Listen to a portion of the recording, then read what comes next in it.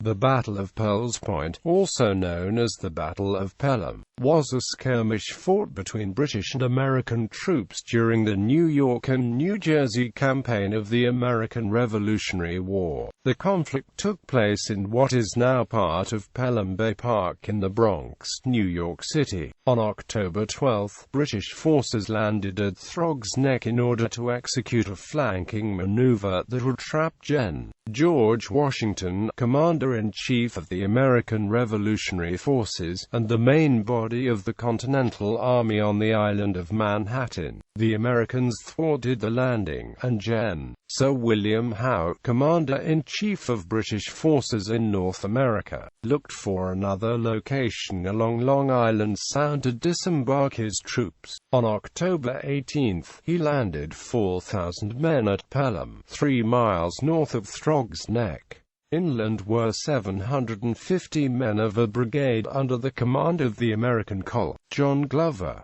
Glover positioned his troops behind a series of stone walls and attacked the British advance units. As the British overran each position, the American troops fell back and reorganized behind the next wall. After several such attacks, the British broke off and the Americans retreated. The battle delayed British movements long enough for Washington to move the main army to White Plains and avoid being surrounded on Manhattan. After losing to the British in a battle at White Plains, and losing Fort Washington, Washington retreated across New Jersey to Pennsylvania. Background: after a victory at the Battle of Long Island in late August, the Commander-in-Chief of British forces in North America, Sir William Howe, landed his troops at Kip's Bay on the eastern shore of present-day Manhattan. On September 15, George Washington and his army retreated to Harlem Heights, a plateau situated on the north end of Manhattan Island. Washington was in a good defensive position, with his rear guarded on two sides by Rocky Heights and the Hudson and Harlem rivers, and with more rocky heights to the south between his forces and the British. The next day, the British attacked the Americans and were defeated at the Battle of Harlem Heights. There was very little action for the next month while the two forces remained in the fortified positions,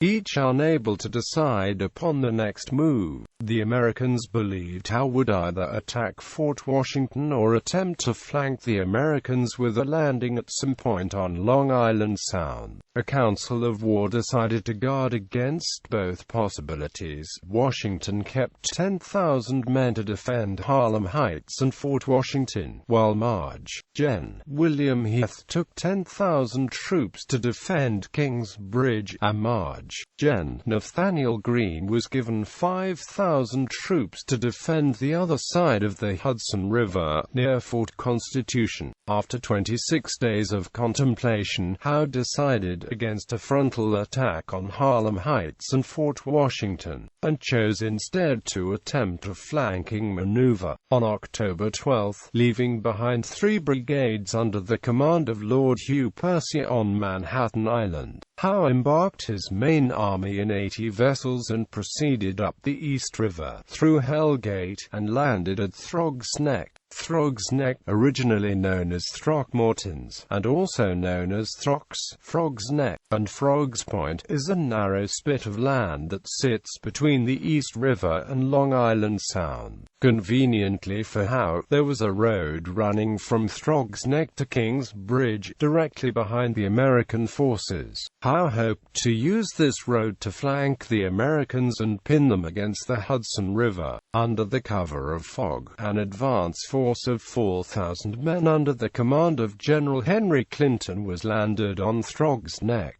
To their dismay, they found they were not on a peninsula, but on an island, separated from the mainland by a creek and a marsh. There were 2 ways to get to the mainland, a causeway and bridge at the lower end, and a ford at the other. The Americans were guarding both. Col. Edward Hand and a detachment of 25 men from the 1st Pennsylvania Regiment positioned themselves behind the length of cordwood along the causeway. After having removed the planks of wood from the bridge, they surprised the British troops, who fell back and made an attempt to cross at the ford, which was guarded by another detachment. The Americans guarding both positions were quickly reinforced, and the defenders soon numbered over 1,800 men. Howe decided it would be better to retreat and land somewhere else. He made camp on Throgs Neck and remained there for 6 days while supplies and reinforcements, including 7,000 Hessian soldiers under the command of Gen. Wilhelm von Kniphausen, were brought up from New York. Just after midnight on October 18, Howe embarked his army again and decided to land at Pell's Point near the town of Pelham, a few miles to the north. After hearing of the landing on Throgs Neck, Washington knew he risked entrapment on Manhattan. He made the decision to move his army to White Plains, where he believed they would be safe. By October 17, the Continental Army was on its way to White Plains, leaving behind 2,000 men to garrison Fort Washington. Battle. At dawn, the British began to land on the shore. Clinton's advance guard of 4,000 British light infantry and Hessian Jaegers landing first. Inland, opposing them, was a brigade of some 750 men under the command of John Glover. Glover was atop a hill with a telescope when he noticed the British ships. Glover sent an officer, Major William Lee, to report to Charles Lee, Washington's second-in-command, and ask for orders. However, Lee did not give any orders, and in the absence of orders Glover chose to attack.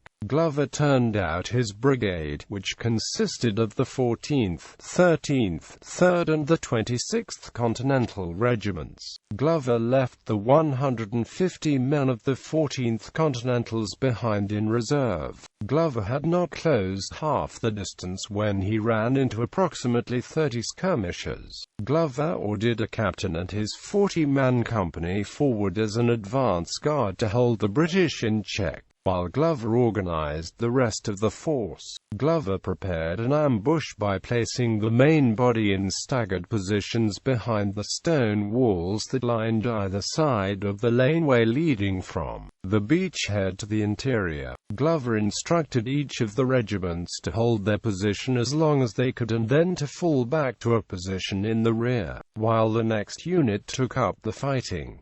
Glover then rode up to take command of the advance guard. The advance guard and the British began to engage each other, both sides taking casualties. After a little while the British were reinforced, and Glover ordered a retreat, which was done without confusion. The British troops began to advance at the retreating Americans. However, the 200 troops of the 13th Continentals that Glover had stationed behind the stone wall stood up and fired at the British when they were only 30 yards away. The ambush worked, and the column of British troops took heavy losses and fell back to the main body of the invading army. The British waited half an hour before attacking again.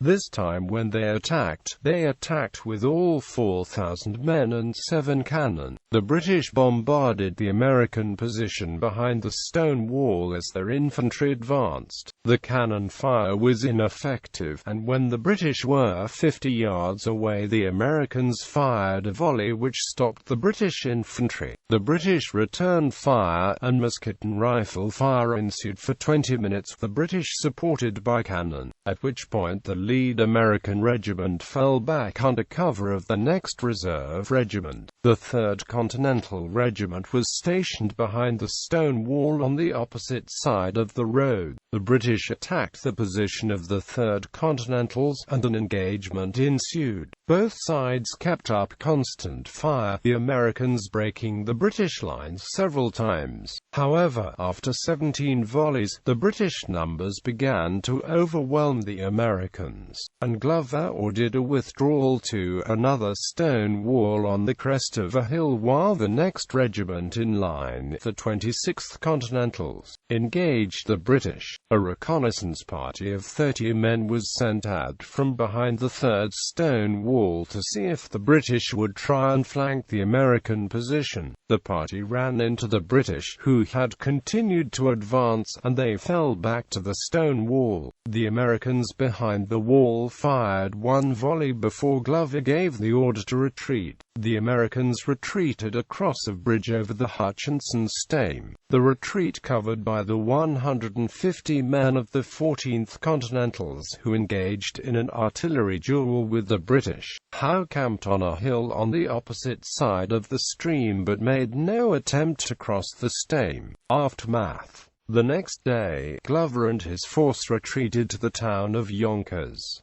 American casualties were 8 killed and 13 wounded. British and Hessian casualties are not known. Howe's official dispatch listed British casualties as 3 killed and 20 wounded, although the report did not include Hessian casualties. As the Hessians made up the majority of the landing force, it is reasonable to expect they made up the majority of the casualties. Over the next few days, from knowledge collected from British deserters, the Americans estimated that the British lost between 800 and 1,000 killed or wounded, likely an exaggeration. Colonel Loamy Baldwin, who was present at the battle, estimated that the Americans had killed 200 British and Hessians, but historian David McCulloch says this was undoubtedly an exaggeration. Historian George Athan-Billiers argues in support of Baldwin's estimates, due in part to the corroborating admission of another British deserter. Regardless, the combined British and Hessian casualties were almost certainly larger than those of the Americans. With the British advance delayed, the main American army under Washington was able to safely evacuate from Harlem to White Plains. Howe slowly moved his army through New Rochelle and Scarsdale. On October 28, he sent 13,000 men to attack the Americans, resulting in a minor victory over Washington at the Battle of White Plains. Fort Washington, the last American stronghold on Manhattan, fell on November 16. With these defeats, Washington and his army retreated across New Jersey and into Pennsylvania, paving the way for the battles of Trenton and Princeton. Bibliography